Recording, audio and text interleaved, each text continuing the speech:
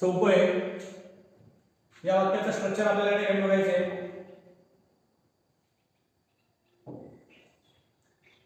आता बघा, positive sentence क्रिया या प्रकारातलं सकारात्मक वाक्य कसं असतं त्याचं स्ट्रक्चर या ठिकाणी आपण पाहणार आहोत. बघा मग, सगळ्यात आधी आपल्याला घ्यायचं आहे सब्जेक्ट. मराठी वाक्य जर घेतलं तर त्यामध्ये सुद्धा काय येतो, सब्जेक्ट आधी येतो. त्यानंतर आपल्याला घ्यायचं V1. V1 म्हणजे काय, क्रियापदाचं पहिलं रूप, ज्याला आपण बेस वर्ब म्हणतो. क्रियापदाचं पहिलं रूप या पद्धतीने टू प्ले, प्ले, प्ले. हे झालं तुमचं V1, हे झालं तुमचं V2 आणि हे V3. मग हे वाक्य बनवताना आपल्याला फक्त या क्रिया V1 चा वापर करायचा आहे. लक्षात ठेवा, हे काळ किंवा हे जे क्रियापदाचं रूप आहे हे आपल्याला पुढच्या काळामध्ये बघायचंय. सध्या फक्त आपल्याला V1 चा वापर या ठिकाणी करायचा आहे.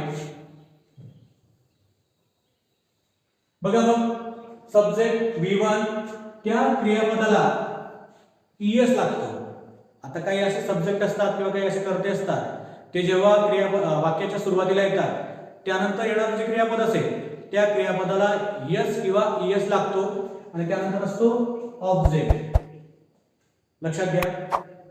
तर या ठिकाणी आपल्याला हे स्ट्रक्चर वापरून हे वाक्य इंग्रजीमध्ये करायचे. मी तुम्हाला अजूनही सांगतो, तुम्हाला वाक्य बनवत असताना त्या वाक्यातलं क्रियापद माहित असणं गरजेचं आहे. तुम्हाला जर वाक्यातलं क्रियापद माहित नसेल तर तुम्हाला कुठलंही वाक्य बनवता येणार नाही. बघा मग, या ठिकाणी आता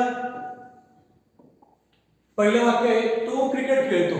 तो आता क्रिकेट खेळतोय, तो रोज खेळत असेल, त्याची ती सवय आहे. बघा मग, आता या ठिकाणी तुम्हाला क्रियापद माहित असणं गरजेचं आहे.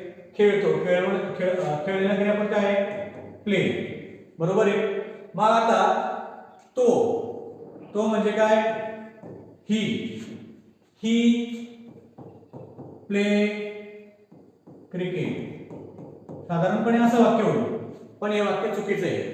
कारण की जेव्हा सब्जेक्ट ही असतो, या ठिकाणी बघू, जेव्हा सब्जेक्ट ही असेल, शी असेल, इट असेल, आर्यन म्हणजे कुठल्याही मुलाचं नाव, काजल म्हणजे कुठल्याही मुलीचं नाव, जगामध्ये कुठलीही मुलगी असेल कुठल्याही मुलीचं नाव, मोबाईल म्हणजे जगातल्या कुठल्याही वस्तूचं नाव, हे सब्जेक्ट एका बाजूला लिहिलेले तुम्हाला दिसत असतील